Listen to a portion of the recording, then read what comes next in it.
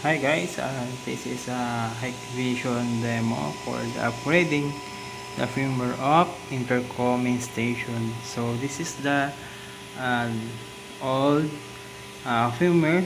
So look, there is no automatic number when you dial code. Then this is the configurations. This is the old. So we need to upgrade this to new firmware from Hikvision support, and this is the old web interface of the DS-KM9503. So let's start.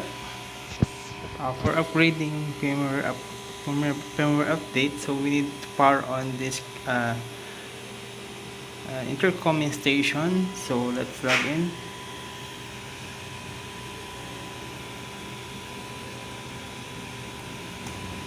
So log in, then maintenance, then look for upgrade controllers. Then so browse the file.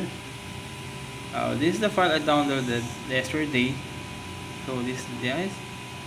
Then the DAV file from the Hikvision. So double click, then upgrade, then okay. So the upgrading process will be 1 to 5 minutes, depends on the application. So after this upgrading, the device automatically reboot and upgrade to new firmware. So we are wait for upgrade.